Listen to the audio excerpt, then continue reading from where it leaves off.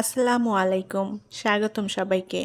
Cooking হাউজের আজকের আয়োজনে আপনাদের জন্য নিয়ে এসেছি নোয়াখালী অঞ্চলের খুবই জনপ্রিয় ছোট মাছের হাতোড়া বা মরিচখোলা। এটাকে হাতোড়া বা মরিচখোলা যে কোনো একটা বলা যায়। এই ছোট মাছের হাতোড়াটা নোয়াখালীতে খুবই জনপ্রিয়।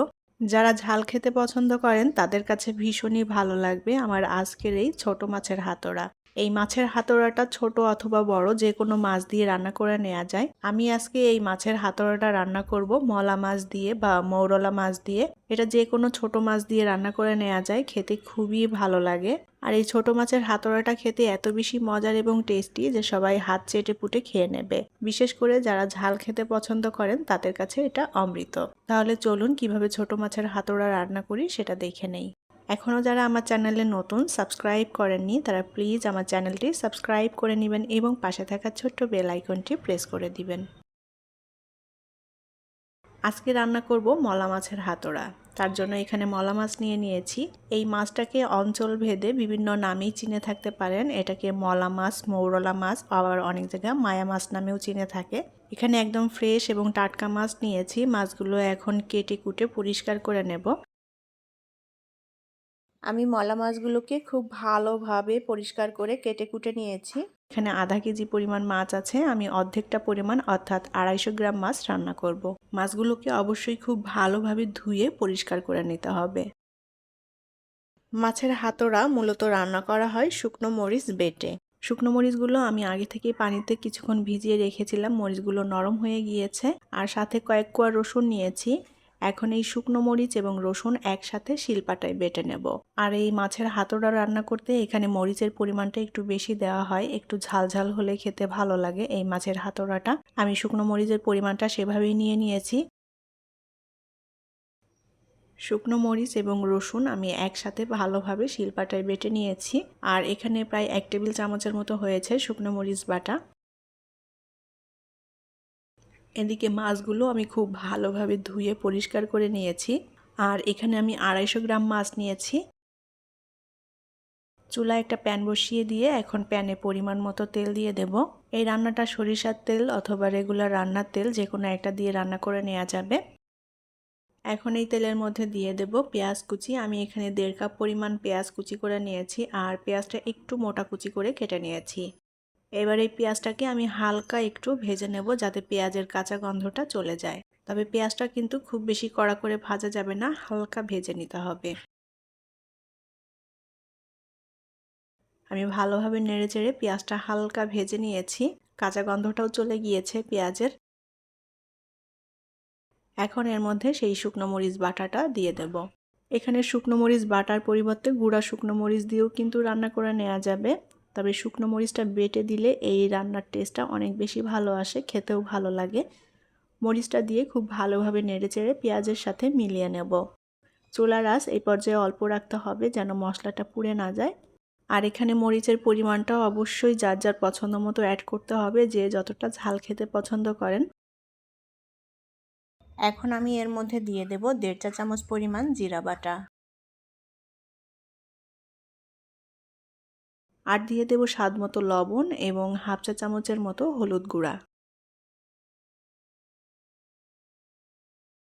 এবার খুব ভালোভাবে নেড়েচেড়ে সমস্ত মশলা একত্রে মিশিয়ে নেব আর অল্প আঁচে মশলাটাকে এখন কষিয়ে নেব কিছুক্ষণ। মশলাটা যত ভালোভাবে কষানো হবে এই মাছের হাতোড়াটা খেতে ততটাই টেস্টি হবে। যে কোনো রান্নাতে মশলাটা যদি ভালোভাবে কষানো হয় তাহলে কিন্তু সেই রান্নার টেস্টটাও অনেক গুণে বেড়ে যায়। চুলার আঁচ অল্প রেখে মশলাটা কষিয়ে নিতে হবে যেন পুড়ে না যায়। মশলাটা একটু কষিয়ে নিয়েছি। এখন এর মধ্যে দিয়ে দেব টমেটো। মিডিয়াম সাইজের 2টা টমেটো কুচি করে নিয়েছি এখানে। এখন এই টমেটো দিয়ে খুব ভালোভাবে নেড়েচেড়ে আরও একটু কষিয়ে নেব। হাতোড়াতে টমেটো দিলে খেতে ভালো লাগবে, কেউ না দিতে চাইলে এটা বাদ দিতে পারেন, টমেটো ছাড়াও রান্না করে নেওয়া যায়।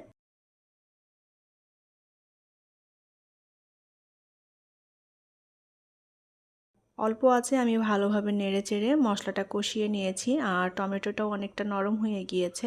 টমেটোগুলো আমি একেবারে গলিয়ে দেব, এখানে একদম ভাঙা ভাঙা করে দিতে হবে।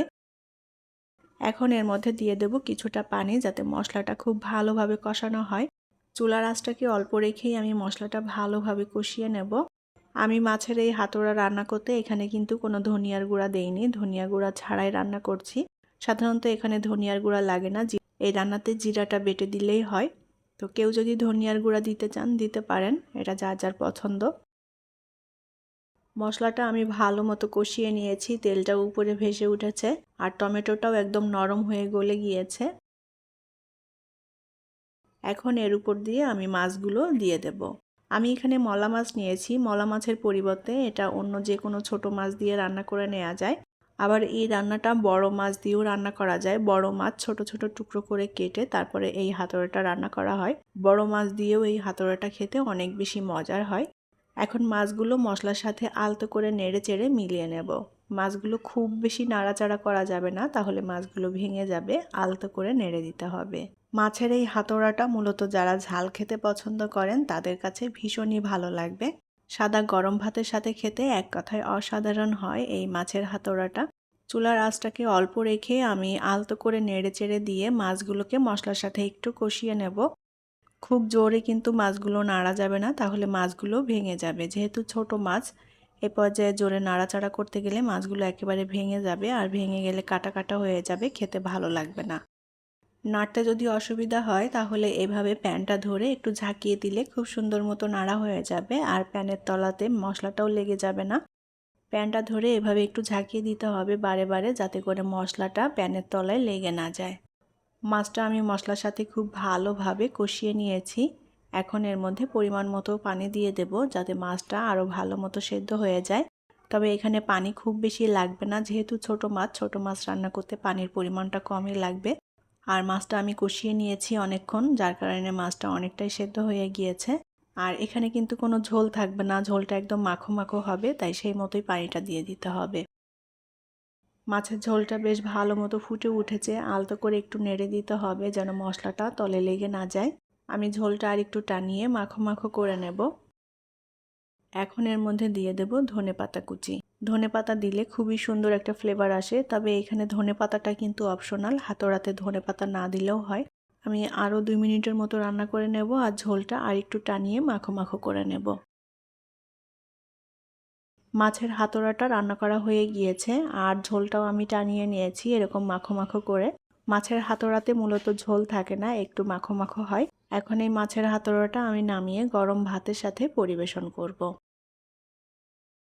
তৈরি হয়ে গেল নোয়াখালী অঞ্চলের খুবই জনপ্রিয় ছোট মাছের হাতড়া।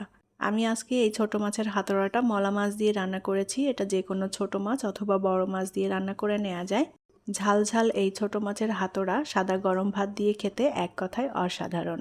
যারা ঝাল খেতে পছন্দ করেন তাদের কাছে ভীষণই ভালো লাগবে আমার আজকের রেসিপিটি যদি ভালো লেগে থাকে তাহলে প্লিজ লাইক, কমেন্ট এবং শেয়ার করবেন।